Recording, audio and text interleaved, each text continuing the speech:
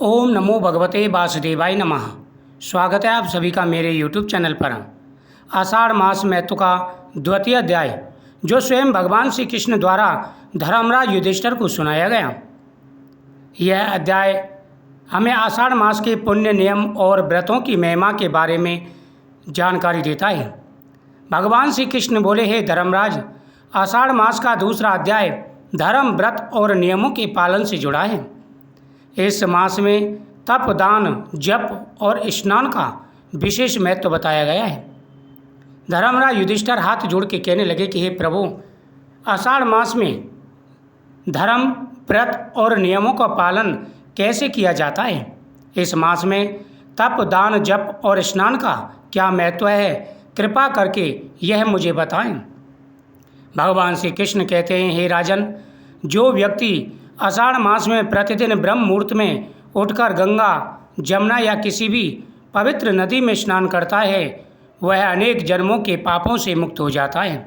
हे राजन, जो घर पर ही स्नान करता है उसे भी शुद्ध जल में कुछ गंगाजल मिलाकर के स्नान करना चाहिए। स्नान के बाद भगवान विष्णु का ध्यान करते हुए तुलसी पत्र और पीले फूलों से उनका पूजन करना चाहिए। जो इस महीने में प्रतिदिन सुबह स्नान करते हैं, भगवान का, अपने इष्ट देव का पूजन करते हैं तथा जाप करते हैं, मंत्र जाप करते हैं, उनके जीवन में आ रही सारी अशुभता खत्म हो जाती है। जो घर पर स्नान करता है उसे भी गंगा स्नान के बराबर फल प्राप्त होता है। वह जल में गंगाजल मिलाकर के स्नान करें। स्नान के बाद भगवान विष्णु का ध्यान करते हुए तुलसी पत्र और फूलों से भगवान का पूजन करें। कृष्णाय वासुदेवाय हरे परमात्मने प्रणतः कलेशनाशाय गोविंदाय नमो नमः। इस प्रकार से भगवान के सामने मंत्रों का जाप करते हुए भगवान को तुलसी दल समर्पित करें।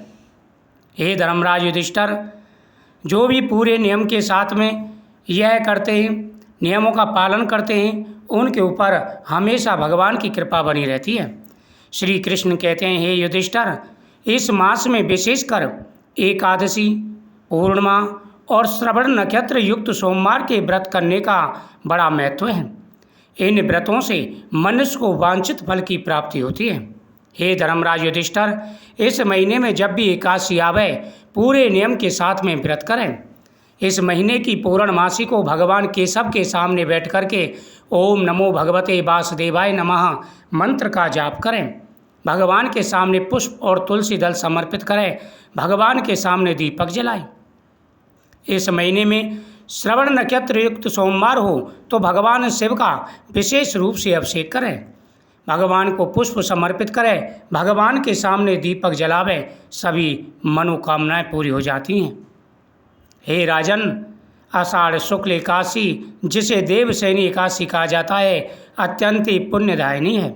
इस दिन भगवान विष्णु योग निद्रा में चले जाते हैं और चतुर्थ मास का आरंभ हो जाता है। इस दिन जो भी केशव की विधिवत पूजा करते हैं उनकी हर मनोरथ पूरे हो जाते हैं। इस दिन भगवान 4 महीने के लिए योग निद्रा में चले जाते हैं। इस दिन भगवान की विशेष रूप से आराधना करें। जो भक्त इस दिन उपवास करके रात्रि जागरण करते हैं और श्री हरि के नाम का कीर्तन करते हैं, वे सहस्त्रों अश्वमेध यज्ञों के फल के समान पुण्य प्राप्त करते हैं। हे धर्मराज युधिष्ठिर, जो व्यक्ति इस दिन पूरे नियम के साथ में, संयम के साथ में, इंद्रियों को वश में करते हुए एकादशी का व्रत करते हैं, भगवान को सिर्फ एक तुलसी दल समर्पित कर देते हैं, उनकी हर मनोकामना पूरी हो जाती है। सभी को पूरे नियम के साथ में एकादशी का व्रत अवश्य करना चाहिए। उनको सहस्त्रों अश्वमेध यज्ञों के समान फल प्राप्त होता है। भगवान श्री कृष्ण कहते हैं, हे धर्मराज, इस मास में किया गया दान, विशेष रूप से जलदान, छाता, वस्त्र, जूते और अनाज का दान अक्षय पुण्य देने वाला है। हे धर्मराज युधिष्ठिर, इस महीने में 4 दान सबसे बड़े कहे गए हैं।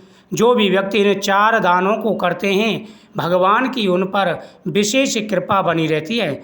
जैसे ही वो इन दानों का संकल्प मात्र करते हैं, उनके 4 जन्मों के पाप तुरंत नष्ट हो जाते हैं। सबसे पहला है जल का दान। इस महीने में जल के दान की महिमा कोई भी वर्णन नहीं कर सकता। जल दान। दूसरा है छाया दान, छत्री दान। छत्री दान का बड़ा महत्व कहा गया है। छत्री दान करने से सहस्त्रों गुना फल की प्राप्ति होती है। तीसरा है जूते का दान। इस महीने में जूते का दान अवश्य करना चाहिए। चौथा है अन्न का दान। ये 4 दान अक्षय पुण्य देने वाले हैं।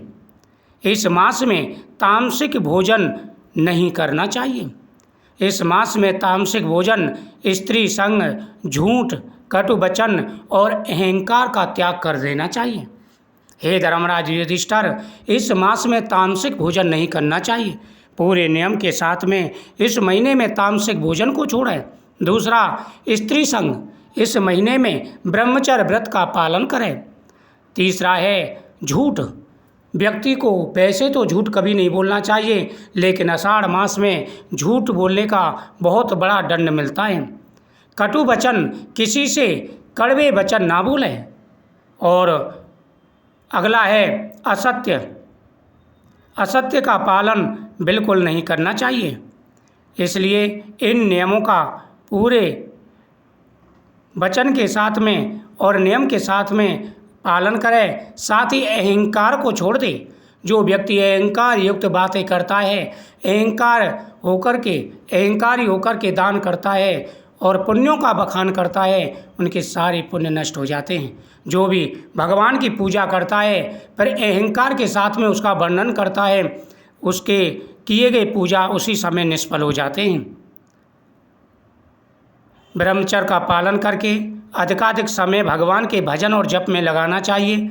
जो व्यक्ति इस मास में नियम पूर्वक व्रत, जप और दान करता है, वह जीवन की सभी सुखों को प्राप्त कर मृत्यु के बाद वैकुंठ लोक को जाता है।